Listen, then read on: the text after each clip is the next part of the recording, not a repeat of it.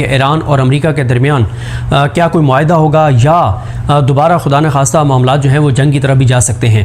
पाकिस्तान के अंदर 2 से 3 हफ्ते तक मुसलसल ये माहौल रहा कि यहाँ पे बातचीत दोबारा होने जा रही है, बल्कि यहाँ तक बताया गया कि ट्रंप आ रहे हैं, फिर बताया गया कि JD वैंस आ रहे हैं, फिर बताया गया कि स्टीव विटकॉफ और कुशनर आ रहे हैं। ये सारी बातें होती रहीं, पाकिस्तान में मुकम्मल तैयारियाँ थीं। पाकिस्तान में ज़ाहिर है 2 तरह के लोग हैं। एक तो वो हैं पाकिस्तान के अंदर लोग जो ये चाहते थे कि ये जंग ख़त्म हो, अमन हो, और वो दुआगो थे कि ये मुज़ाकरात हों और पाकिस्तान में हों और कामयाब हों ताकि ये जंग ख़त्म हो। जो पाकिस्तान का अरूज और पाकिस्तान की तरक्की चाहते थे, जो पाकिस्तान का नाम ऊपर देखना चाहते थे, ऊंचा देखना चाहते थे, वो तो इसलिए दुआगो थे। जो अमन चाहते थे, जो नहीं चाहते थे कि जाने जाएँ, तो वो खुश थे कि पाकिस्तान का नाम अल्हम्दुलिल्लाह पूरी दुनिया में गूंज रहा है, तो वो इस बात पर एज ए पाकिस्तानी खुश थे। लेकिन टाउट्स जो हैं उन्होंने एक ऐसा माहौल बना दिया जो तनख्वाहदार मुलाजमीन हैं और जो सबको पता है कि वो कहाँ से जो है वो ऑपरेट होते हैं, उन्होंने एक माहौल ये बना दिया कि ये मुज़ाकरात कामयाब होंगे। यहाँ पे ट्रंप आ रहा है और बल्ले बल्ले हो जाएगी मौजूदा हुकूमत की, मौजूदा निज़ाम की। चंद शख्सियात बहुत मजबूत हो जाएंगी और उसके बाद तो फिर इमरान खान की खैर नहीं है। फिर तो इमरान खान जो है वो पूरी ज़िंदगी के लिए इमरान खान जो है वो जेल में रहेंगे। यानी टाउट्स ने इसको इन मुज़ाकरात की कामयाबी को जोड़ दिया मौजूदा निज़ाम की मजबूती से, पाकिस्तान की मजबूती से नहीं, पाकिस्तान के अरूज और तरक्की से नहीं, बल्कि चंद शख्सियात की मजबूती से और इमरान खान की कमज़ोरी से जोड़ दिया। ज़ाहिर है जिसकी वजह से बहुत सारे लोगों के सेंटिमेंट्स नेगेटिव भी हो गए और एक खौफ फैल गया पाकिस्तान के लोगों के अंदर कि अगर ये मुज़ाकरात यहाँ पर होते हैं और कामयाब हो जाते हैं तो वो जो टाउट्स तासुर दे रहे हैं कि ये निज़ाम बहुत मजबूत हो जाएगा और उसके बाद तो 26 नवंबर और मुरीद के जैसे वाक़यात फिर सिर्फ मुरीद के या डी चौक तक बाकी नहीं रहेंगे, बल्कि फिर तो हर घर में 26 नवंबर और मुरीद के जैसे वाक़यात जो हैं वो बर्पा किए जाएंगे। तो मैं इससे इत्तफाक नहीं करता कि ये जो टाउट्स ने इस तरह का माहौल बना दिया था। बात यह है कि ये मुज़ाकरात होने चाहिए थे, पाकिस्तान में कामयाब होने चाहिए थे, अमन होना चाहिए था, जंग नहीं होनी चाहिए थी, पाकिस्तान का नाम और मकाम बनना था। बाकी डॉक्टर फ़ारूक सलीम ने जो आर्टिकल लिखे हैं कि जितना मर्जी पूरी दुनिया में हमारा नाम गूंज रहा हो, पॉजिटिव चीज़ है, लेकिन जब तक हम अपने इंटरनल हालात को ठीक नहीं करेंगे, जब तक हम इंसानी हकूक़, ये डॉक्टर फ़ारूक सलीम ने नहीं लिखा, ये मैं डॉक्टर फ़ारूक सलीम साहब के पॉइंट पर बाद में आता हूँ या पहले उनका बता देता हूँ। उन्होंने ये पॉइंट्स लिखे थे कि जितना मर्जी हमारा नाम आ रहा है, लेकिन क्या इससे हमारी एक्सपोर्ट्स बढ़ जाएंगी, इससे हमारी जो है वो इकॉनमी चल पड़ेगी, इससे फॉरेन डायरेक्ट इन्वेस्टमेंट आ जाएगी, इसके उन्होंने इकॉनमी से रिलेटेड चीज़ें लिखी थी। लेकिन अब मैं अपना आपके सामने पॉइंट ऑफ व्यू रख देता हूँ कि असल मसला पाकिस्तान की इकॉनमी है।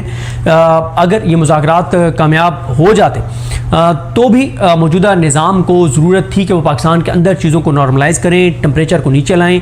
जब तक इमरान खान को जेल में रखा हुआ है तब तक, और इमरान खान को जेल में रखने के लिए जिस तरह से अदालती निज़ाम को तबाह और बर्बाद किया गया, जिस तरह से मेरिट से हट के जजेस लगाए गए, इस वक्त पूरे पाकिस्तान में तरक्की का और तकर्री का जो मयार है वो ये है कि क्या आप मौजूदा निज़ाम को इमरान खान के ख़िलाफ़ गैर आईनी, गैर कानूनी, गैर अखलाकी तौर पर सर्व करने को तैयार हैं। तो अगर आप तैयार हैं तो आपको तरक्की मिल जाएगी। कल रात की आप खबर देख लें कि फ़हीम अख्तर मलिक साहब ने जो स्टोरी की, जिसमें फ़हीम अख्तर मलिक साहब ने बताया कि जो किरदार PTI के ख़िलाफ़ इलेक्शन कमीशन में PTI के ख़िलाफ़ उन्होंने सर्विसेज दी उनके फॉरेन फंडिंग या पार्टी फंडिंग केस में, उनको किस तरह से नवाजा गया, वो एक क्लासिक एक और एग्जाम्पल है कि अगर कोई इमरान खान के ख़िलाफ़ इस्तेमाल होने को तैयार है, ये इस्तेमाल होता है, तो उसके लिए तरक्कियाँ ही तरक्कियाँ हैं, उसके लिए अयाशी ही अयाशी हैं, उसके लिए मज़े ही मज़े हैं, उसके लिए रास्ता ही रास्ता है। अगर कोई पाकिस्तान को सर्व कर रहा है, पाकिस्तान के लोगों को सर्व कर रहा है, पाकिस्तान को सर्व करना चाहता है, पाकिस्तान के लोगों को सर्व करना चाहता है, पाकिस्तान का अरूज देखना चाहता है, मेरिट पे चलना चाहता है, आइन और कानून जो ओरिजिनल थे उन पे चलना चाहता है, अखलाकी तौर पे चलना चाहता है, हक पे चलना चाहता है, उसके लिए इस निज़ाम में कोई रास्ता नहीं है। हाँ, अगर कोई अपने ज़मीर को बेचना चाहता है, अपनी रूह को किसी और के हवाले करना चाहता है, गैर आइनी काम करना चाहता है, इशारों पर नौकरी करना चाहता है, सर झुका के नौकरी करना चाहता है, उसके लिए आगे तरक्कियाँ। और फिर सितम ज़रीफ़ी तो यह है कि फ़हीम अख्तर मलिक साहब ने इतनी बड़ी स्टोरी ब्रेक की, उसके ऊपर PTI ने एक लफ्ज़ अब तक नहीं कहा, एक लफ्ज़ इससे ये पता चलता है कि पीटीआई मौजूदा निज़ाम के सामने मुकम्मल तौर पर सरेंडर कर चुकी है, इमरान खान के साथ मुकम्मल तौर पे, चाहे वो तहरीक तहफ़्फ़ुज़ पाकिस्तान हो, चाहे वो तहरीक इंसाफ हो, ये मुकम्मल तौर पे अपनी राहें इमरान खान से और पाकिस्तान के लोगों से जुदा कर चुके हैं। इनके पास कोई स्ट्रैटेजी नहीं है, इनके अंदर कोई इखलास नहीं है, इनके अंदर कोई वफादारी नहीं है, इनको कोई एहसास नहीं है, इनको कोई ख्याल नहीं है। मौजूदा हुकूमत और मौजूदा निज़ाम के हवाले से जो जो चीज़ें आ रही हैं उनके ऊपर ना ये नैरेटिव बनाते हैं, ना ये प्रेस कॉन्फ्रेंस करते हैं। आप अगली वीडियो में चलें, आपको ये भी बता दूंगा कि पिछले एक हफ्ते में कितनी चीज़ें हैं जिन पे ये प्रेस कॉन्फ्रेंस कर सकते थे और आवाम को हकाइक बता सकते थे, लेकिन उन्होंने नहीं किया। खैर, अभी हमारा मौजू कुछ और है, और वो है ईरान और अमेरिका। देखें इस वक्त ईरान के अंदर सूरत हाल क्या है। इस वक्त ईरान के अंदर बड़े बड़े मुजाहरे हो रहे हैं। मैं एक इंटरव्यू सुन रहा था, जो सकलैन इमाम साहब के साथ इंटरव्यू था, मैं उनका नाम बता देता हूँ, डॉक्टर राशिद नकवी साहब का सकलैन इमाम साहब के साथ जो है वो इंटरव्यू था। सकलैन इमाम साहब बहुत ही खूबसूरत प्रोग्राम्स कर रहे हैं। ईरान अमेरिका का ये जो मामला चल रहा है उसके ऊपर मैं तो उनको रेगुलर सुन रहा हूँ और इतना सीखने को मिल रहा है, क्या बात है। सकलैन इमाम साहब से मेरा कोई राब्ता नहीं है, ना ही मेरी कभी उनसे कोई मुलाकात है, लेकिन मैं पहली बार मैंने उनको सुना, शायद एक बार पहले भी मैंने उनको सुना था, वो किसी और मौजू पे सुना था, आमिर मतीन साहब के शायद प्रोग्राम में।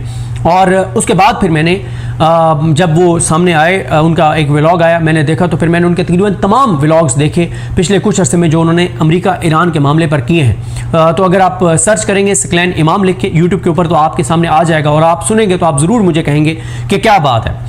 उस जिस यूट्यूब चैनल पर वो कर रहे हैं उस पर कुछ और भी प्रोग्राम्स आते हैं जो कि मैं सच्ची बात है मैंने नहीं सुने, मैंने सिर्फ सकलैन इमाम साहब को सुना है, लेकिन क्या बात है। सकलैन इमाम साहब को जो इंटरव्यू दिया राशिद नकवी साहब ने, उसमें सकलैन इमाम साहब ने उनसे पूछा कि जो लोग ईरान में इस वक्त निकल रहे हैं उनके वो बात क्या कर रहे हैं, नारे क्या लगा रहे हैं। तो उन्होंने उर्दू में बताया, उन्होंने कहा कि वो जो नारे लगा रहे हैं उसकी उर्दू में ट्रांसलेशन ये है कि सबसे बड़ा नारा जो वो लगा रहे हैं वो ये लगा रहे हैं कि ना जिल्लत कबूल ना साजिश कबूल, शहादत कबूल शहादत कबूल। मुकम्मल तौर पर ईरानी तैयार हैं, मुकम्मल तौर पर ईरानी लड़ने के लिए तैयार हैं। उनकी फोर्सेज, उनके अवाम, उनकी क़यादत सब इस वक्त लड़ने के लिए तैयार हैं। और वो बार बार ये कह रहे हैं कि हमें पता है कि अमेरिका तैयारियां कर रहा है, इंटरनेशनल मीडिया भी रिपोर्ट कर रहा है कि अमेरिका मुसलसल तैयारियां कर रहा है जंग की। तो वो कहते हैं कि हमें पता है कि जंग दोबारा होनी है, फौरन हो, कुछ अर्से बाद हो, हम मुकम्मल तौर पर तैयार हैं। एक बार भी कमजोरी ईरान ने नहीं दिखाई 8 फरवरी से लेकर आज तक। उसके बाद उन्होंने कहा कि जो वो लोग नारे लगा रहे हैं, उसका एक और उन्होंने बताया कि वहाँ के लोग ये कह रहे हैं जो निकल रहे हैं, वो कह रहे हैं अगरचे हमारे राहबर हमसे जुदा हो गए हैं लेकिन हमारे राहबर को खुदा अब भी हमारे साथ है। क्या बात है, क्या बात है, क्या बात है। अगरचे हमारे Syed Ali Khamenei supreme leader जो उनके राहबर थे जो शहीद हुए, उनके बारे में कि अगरचे हमारे राहबर हमसे जुदा हो गए हैं लेकिन हमारे राहबर का खुदा अब भी हमारे साथ है। ये होता है किसी कौम का अज़म, किसी कौम का जज्बा, किसी कौम का अल्लाह पर यकीन। तो फिर अल्लाह पर यकीन हो तो फिर गैरत भी ऐसी होती है, फिर इज़्ज़त भी ऐसी होती है, फिर मकाम भी ऐसा होता है, फिर मर्तबा भी ऐसा होता है। अच्छा, उसके बाद एक और वो उनका एक नारा है जिसका मफहूम यह है कि हमारे वालिद को कत्ल किया गया है और जिसके बाप को कत्ल कर दिया जाए फिर वो चैन से नहीं बैठा करते जब तक वो बदला ना ले लें। फिर वो ये कह रहे हैं कि बाप तो नहीं रहा, यानी सैयद अली खामनेई, बाप तो नहीं रहा लेकिन बाप की बंदूक अब भी हमारे पास मौजूद है, बाप की बंदूक अब भी हमारे हाथों में है। तो क्या बात है ईरानियों की। और इसी तरह से मैं मतलब पाकिस्तान के अंदर आप सेंटीमेंट्स देखें ना पाकिस्तानियों के कि वो कितनी सपोर्ट कर रहे हैं ईरान को। मैं एक गाड़ी के पीछे मैंने देखा कि सैयद अली खामनेई का शायद उनका एक जुमला था, उनकी एक बात थी कि उन्होंने कहा कि ये वो रास्ता है जिस रास्ते पे इमाम हुसैन जैसी हस्तियां चली गई, हम क्या चीज़ हैं। ये जज्बा है शहादत का, ये जज्बा है कुर्बानी का, कैसे आप उनको शिकस्त दे सकते हैं। हारून रशीद साहब अक्सर ये कहा करते हैं कि जब कोई आदमी मौत के खौफ से आगे गुजर जाए तो फिर वो आदमी नहीं होता, वो कोई और ही आदमी होता है। तो ईरानी मौत के खौफ से बहुत आगे गुजर गए हैं। वो जिस जुर्रत, बहादुरी और दलेरी से बात कर रहे हैं, ऐसा हमने अपनी ज़िंदगी में नहीं देखा किसी को इतनी जुर्रत और बहादुरी से, इतनी गैरत से किसी कौम को लड़ते हुए। क्या बात है। आप देखते हैं इमरान खान साहब की बहनें आजकल मुसलसल ईरान का हवाला देती हैं कि ईरानियों से सीखना चाहिए हमें कि कैसे वो एक कौम बन गए हैं और कैसे जुर्रत, बहादुरी, दलेरी और गैरत के साथ मुतहद होकर वो जदोजहद कर रहे हैं। खैर, अभी इस वक्त एक तरफ तो ईरान मुकम्मल तौर पर तैयार है। अब असल सवाल ये है कि ये जो आपने देखा कि अब्बास इराक़ची साहब जो हैं वो ओमान गए और उसके बाद वो रशिया पहुंचे हुए हैं। पुतिन के साथ उनकी मुलाकात हुई है। पुतिन ने यह भी कहा कि मुझे पिछले हफ्ते सुप्रीम लीडर जो हैं मुज्तबा खमनेई साहब, उनका की पैगाम भी मिला। आज ट्रंप भी एक मीटिंग कर रहे हैं अपनी टीम के साथ। तो देखना यह है कि अब चीज़ें कैसे आगे बढ़ती हैं, क्योंकि पाकिस्तान में तो रास्ते खुल गए हैं। इसका मतलब यह है कि अब अभी फौरी तौर पे तो पाकिस्तान में आगे कोई मुज़ाकरात नहीं होने जा रहे, और वैसे भी ट्रंप ने कह दिया कि अब टेलीफोनिकली जो है वो हमारे मुज़ाकरात जो हैं वो ईरान के साथ होंगे। अब असल जो नज़रें हैं पूरी दुनिया की वो इस चीज़ पर हैं कि आया अमेरिका अपना हुर्मुज़ खुलवाने के लिए कोई ऑपरेशन करेगा। बहरी नाकाबंदी तो उन्होंने की हुई है, वो अपना हुर्मुज़ खुलवाने के लिए क्या कोई ऑपरेशन करेगा, कोई वो हमला करेगा, या ईरान जो है वो बहरी नाकाबंदी तोड़ने के लिए कोई हमला करेगा। पूरी दुनिया की नज़रें इस चीज़ के ऊपर हैं, और इसलिए भी लग रहा है कि अमेरिका दोबारा अटैक कर सकता है, क्योंकि इसराइल ने आयरन डोम जो दिया है यूएई को, एक ऐसे वक्त में जब वो खुद बड़े वल्नरेबल हैं, उन्होंने यूएई को आयरन डोम जो दिया है सिस्टम, इसका मतलब है कि उनको पता है कि दोबारा जंग जो है वो होनी है। अच्छा, जंग तो दोबारा होनी है, उसकी वजह यह है कि अगर फौरन ना भी हो, 6 माह बाद हो, साल बाद हो, 2 साल बाद हो, क्योंकि हमारी नशिस्त हुई अल्लामा राजा नासिर अब्बास साहब के साथ, उन्होंने बड़े ज़बरदस्त तरीके से पूरा बताया कि इसराइल ने ग्रेटर इसराइल की तरफ बढ़ना ही बढ़ना है, और इसराइल के ग्रेटर इसराइल के रास्ते में अगर कोई एक मुसलमान मुल्क, सिर्फ कोई एक मुसलमान मुल्क, सिर्फ अगर कोई एक मुसलमान मुल्क रुकावट है, तो उस मुसलमान मुल्क का नाम है ईरान। बाकी कोई मुसलमान मुल्क इसराइल के ग्रेटर इसराइल बनने की राह में रुकावट नहीं है।